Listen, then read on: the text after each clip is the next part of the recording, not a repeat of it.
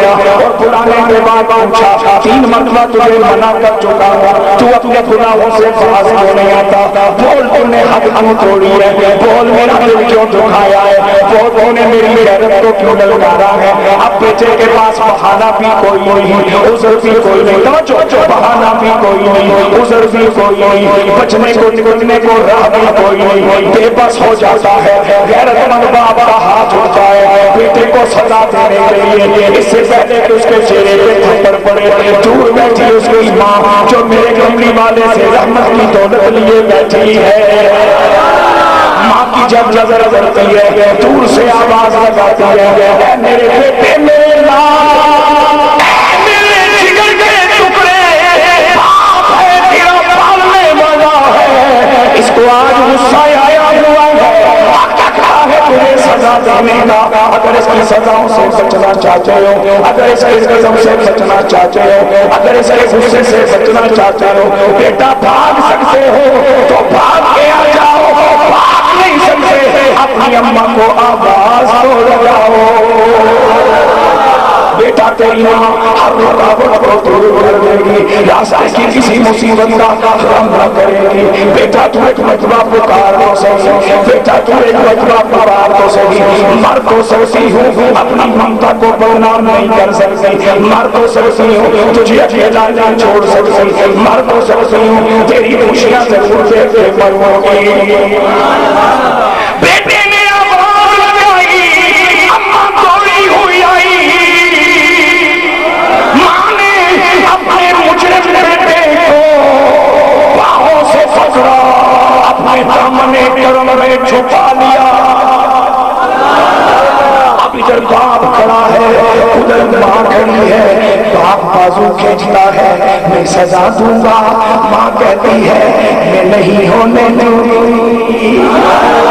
باپ کہتا ہے میں نے پالا ہے، ماں کہتی ہے میں نے سنبھالا ہے۔ باپ کہتا ہے میں نے خرچے کیے ہیں، ماں کہتی ہے میں نے جگرتے کاٹے ہیں۔ باپ کہتا ہے میری غیرت کا سوال ہے، ماں کہتی ہے میری محبت کا سوال۔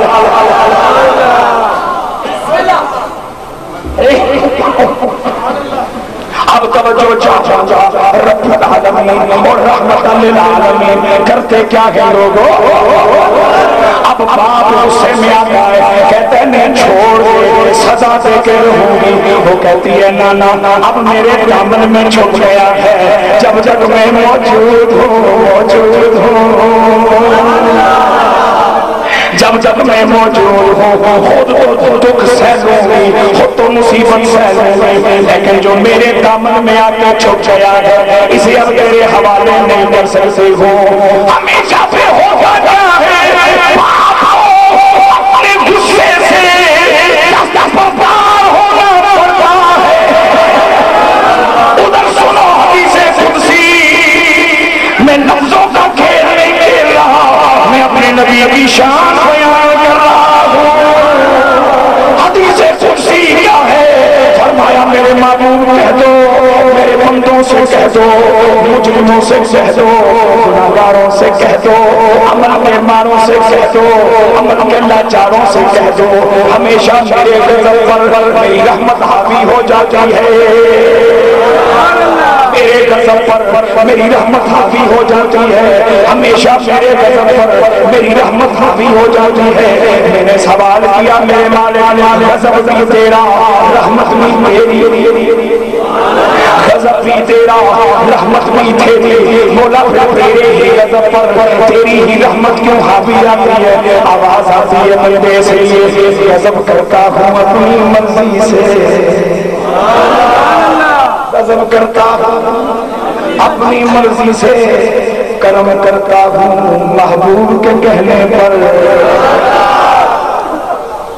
غضب کرتا ہوں اپنی مرضی سے، کرم کرتا ہوں محبوب کے کہنے پر۔ اور جب غصہ اور محبت آمنے سامنے ہو، غصہ اور محبت جب آمنے سامنے ہو، محبت جیت جاتی ہے، غصہ ہار جاتا ہے، پھر مل کے پڑھو نہ کون ہوتے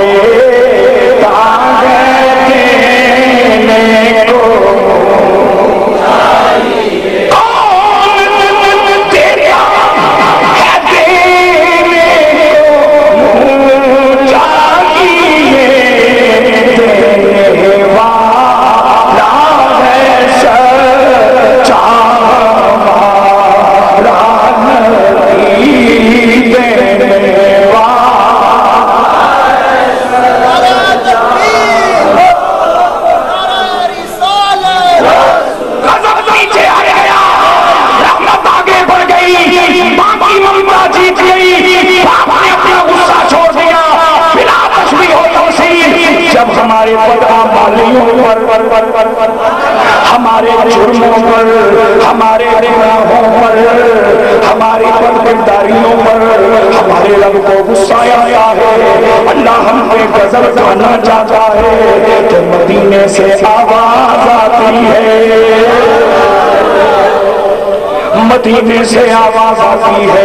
مدینے سے آواز آتی ہے، او زمانے کے گناہگاروں، او زمانے بھر کے مجرموں، او شرق و غرب میں رہنے والوں، شمال و جنوب میں رہنے والوں، عرب و عجم کی وسعتوں میں بسنے والوں، تمہارے ماننے والے کو غصہ آ گیا ہے، اس سے بھاگ نہیں سکتے، اس سے بچ نہیں سکتے، اب ایک ہی چارہ ہے، جہاں کہیں موجود ہو ذرا اپنا سینہ پاک کرو، ذرا اپنا سینہ پاک کرو، سینے کو کینے سے صاف کرو، روز رسول کو نکال کے محبت رسول کی دنیا آباد کر کے ذرا آواز کو لگاؤ کہ نہیں کون میں کوئی سہارا یا رسول اللہ، نہیں کون میں کوئی سہارا یا رسول اللہ، تمہارے ہی قدم پر ہے گزارا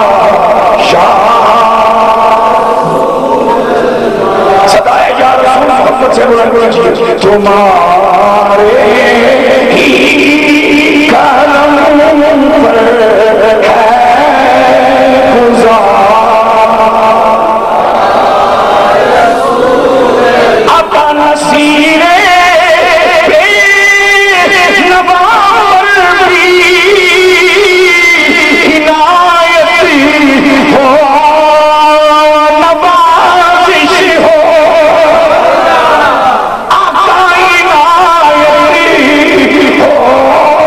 نوازش ہو، تو آئی دے رہا ہے غم تمہارا یا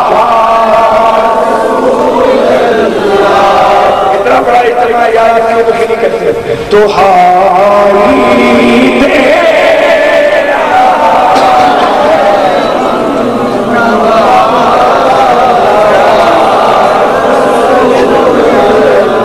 بولو تو ہاری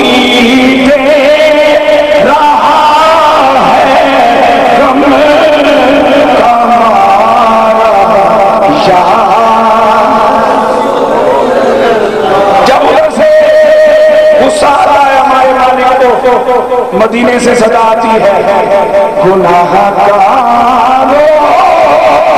نہ گھبراؤ، سیاہ نہ شرماؤ،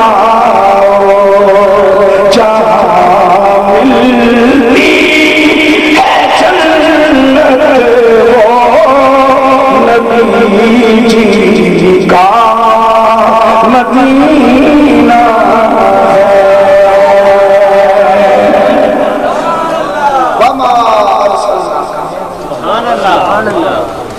جو ٹھیک سمجھے ہیں وہ نامکمل سمجھے ہیں، آخری بات کر رہا ہوں، جو ٹھیک سمجھے